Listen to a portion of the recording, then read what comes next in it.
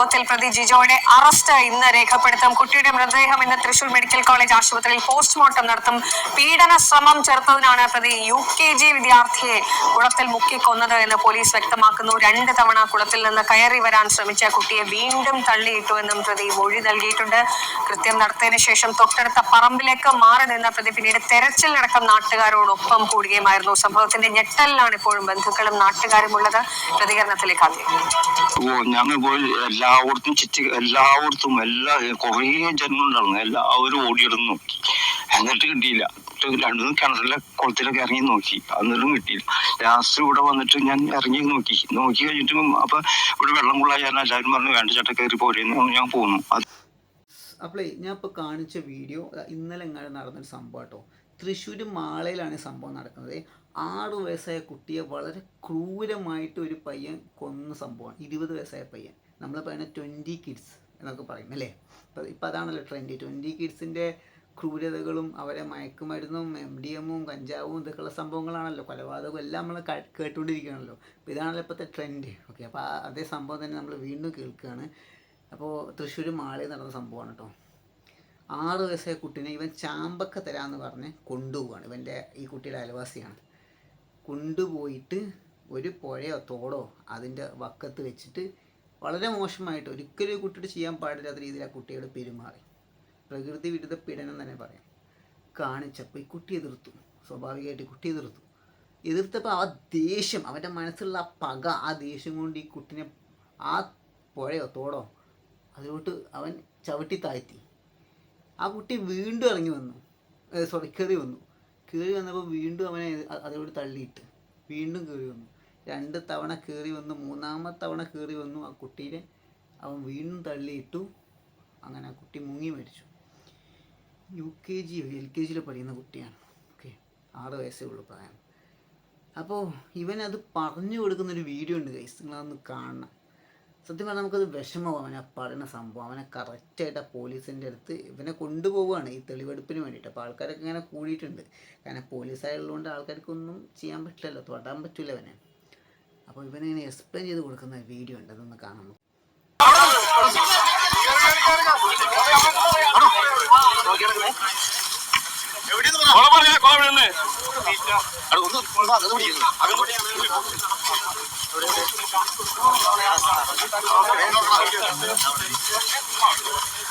എവിടെയാണ് കൊണ്ടത്? ഇവിടെ കൂട്ടിയിട്ടുണ്ട്. എങ്ങനെ കൊണ്ടത്? കവറി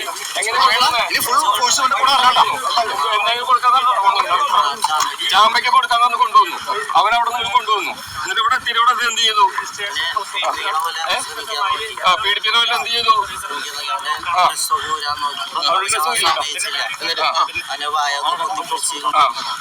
വായ്പത്തി പിടിച്ചു മോച്ചാ. പിടിപ്പിക്കാൻ ശ്രമിക്കുന്ന പോലെ കാണിച്ചപ്പോ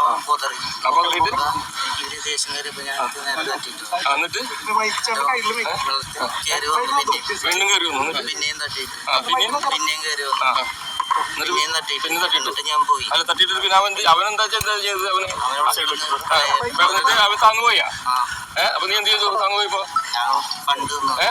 അപ്പൊ അവന് കൊല്ലാൻ വേണ്ടി അവന് 3 പ്രാവശ്യം കൊണ്ടിട്ടതല്ലേ? അവൻ വളരെ കൃത്യമായിട്ട് ചിരിച്ചുകൊണ്ടാണ് എക്സ്പ്ലെയിൻ ചെയ്ത് കൊടുക്കുന്നത്. നിങ്ങൾ ശ്രദ്ധിച്ച അവൻ്റെ മുഖം, ഒരു കൂസലില്ലാതെ അവൻ പറയാ കൊന്നു എന്നുള്ളത്. എന്താല്ലേ, നമ്മൾ പൂച്ചനെയും പട്ടിനെയും കൊല്ലണ പോലല്ലേ, അതിനെ പോലും കൊല്ലാൻ നമുക്ക് ഭയമല്ല, മനസ്സ് വിഷമാണ്. ഒരു കുട്ടിനെ ക്രൂരമായിട്ട് നിസ്സാരമായിട്ട് കൊന്നു. എന്തിനു വേണ്ടിയിട്ട്? അവൻ്റെ ആഗ്രഹം നടക്കാതെ വന്നപ്പോൾ പ്രതികാരം, പക, ദേഷ്യം. ആ കുട്ടിയോട് അവൻ എന്താ പറയുക, കുട്ടീനെ എന്തായിട്ട് അവൻ കണ്ടു? സ്വന്തം അനിയനായിട്ട് കാണേണ്ട ഒരു കുട്ടീനെ ചെയ്ത പരിപാടിയാണ് അല്ലേ. എന്നാലോചിക്ക്, നമ്മളൊക്കെ വീട്ടിൽ അനിയന്മാരുണ്ട് അല്ലേ, അല്ല നമ്മുടെ കുഞ്ഞ് നമ്മുടെ ബ്രദേഴ്സിൻ്റെയോ അല്ലെങ്കിൽ നമ്മുടെ കുടുംബത്തിൻ്റെ മക്കളുണ്ടാവും അല്ലേ. അപ്പോൾ അവരൊക്കെ കാണേണ്ട സ്ഥാനത്ത് ഇവൻ കണ്ടത് ഏത് രീതിയിലാണ്? ഞാനത് ചിന്തിച്ചത്. സത്യം പറയട്ടെ, ഇപ്പോൾ ഇത് പറഞ്ഞപ്പോൾ എനിക്ക് വേറെ കാര്യം കൂടെ പറയണമെന്ന് തോന്നുന്നു. മുമ്പും പലതവണ അതായത് ബസ്സിൽ യാത്ര ചെയ്യുന്ന സമയത്ത് പലപ്പോഴായിട്ട് ഇതുപോലത്തെ പീഡനങ്ങൾ പല രീതിയിൽ ആമ്പിള്ളേർ നേരിട്ടിട്ടുണ്ട്. ഞാൻ പല ന്യൂസുകൾ ബസ്സിൽ പോകുമ്പോൾ യാത്രക്കിടയിൽ അനാവശ്യമായിട്ടുള്ള തൊടലും പിടിക്കലും അതുപോലെ തന്നെ പലതും കാണിച്ചു കൊടുക്കലും ഒരുപാട് പീഡനങ്ങൾ, മദ്രസയിൽ വേറെ ഉസ്താദന്മാരുടെ പീഡനം അല്ലേ, കുട്ടികൾ നേരിടുന്ന ഒരുപാട് ആൺപിള്ളേരെ കാര്യം പറയണം, ആൺപിള്ളേർ പെൺപിള്ളേരെ കേസ് വേറെ നമ്മളിപ്പോൾ സംസാരിക്കുന്നില്ല. ആൺകുട്ടികൾ നേരിടുന്ന പീഡനം അതിപ്പോൾ ഒരു വളർന്നുകൊണ്ടിരിക്കുകയാണ് സംഭവം. കാരണം എന്താണെന്ന് വെച്ച് കഴിഞ്ഞാൽ അതിന് കാരണങ്ങളുണ്ട്, ഞാൻ പറഞ്ഞുതരാം എന്താണെന്ന്.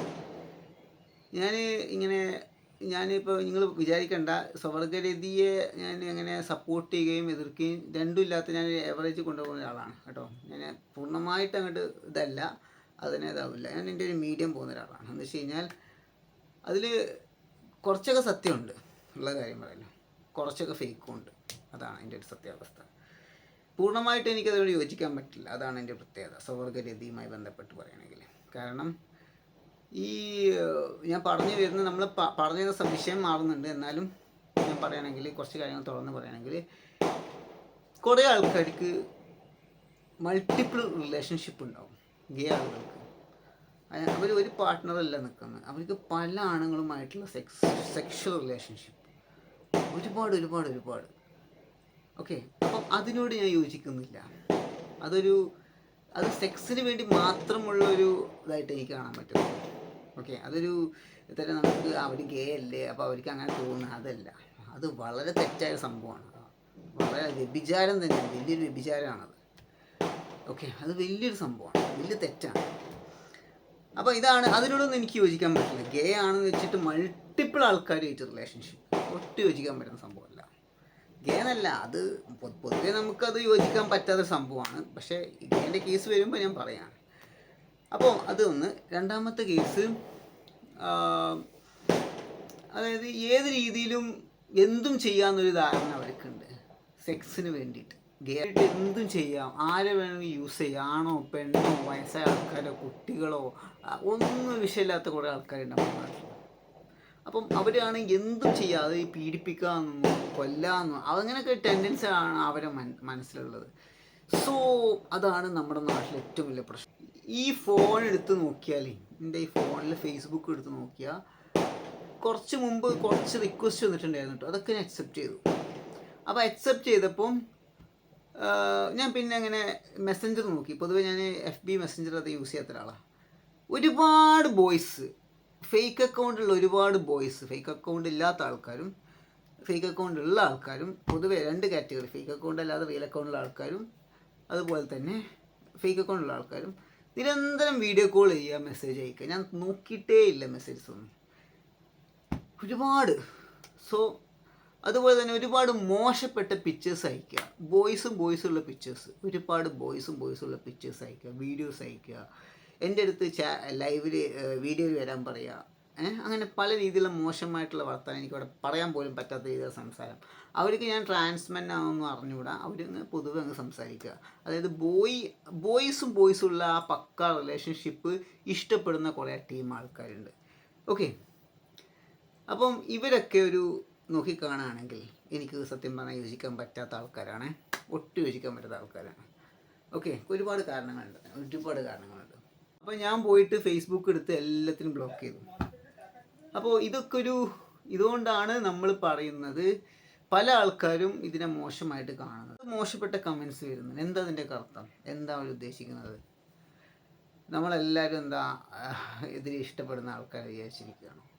ഇവർ ഈ മെസ്സേജൊക്കെ അയച്ച് കണ്ടിട്ട് ഇവർക്ക് അങ്ങനെ ഇതൊന്നുമില്ല, ഇവരങ്ങ് വിടുക തന്നെ ഫോട്ടോസും വീഡിയോസൊക്കെ.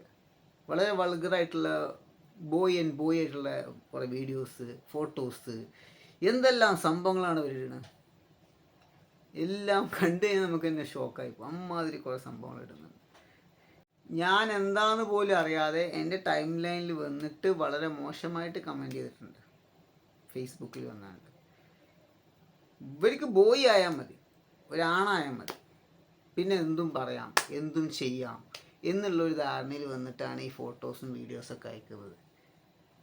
ഓക്കെ, ഇഷ്ടം പോലെ ആൾക്കാർ, എന്നെ തീരുടെ അമ്മാതിരി ആൾക്കാരുണ്ട്. സത്യമായിട്ടും കാണുമ്പോൾ പുച്ഛം തോന്നുന്നു, വെരി വെരി പുച്ഛം. ഓക്കെ, അപ്പോൾ ഇതാണ് സംഭവം. അപ്പോൾ എന്തും വൾഗറായിട്ട് ചെയ്യാൻ കാണിക്കാത്ത ടെൻഡൻസിയാണ് ആൾക്കാർക്ക്. ഞാൻ പറഞ്ഞ കൂട്ടത്തിൽ പറഞ്ഞു എന്നുള്ളൂ കേട്ടോ അത്.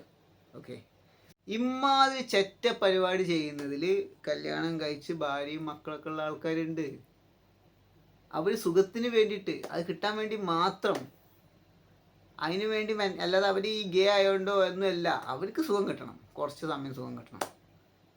അതല്ലേ തെറ്റ്?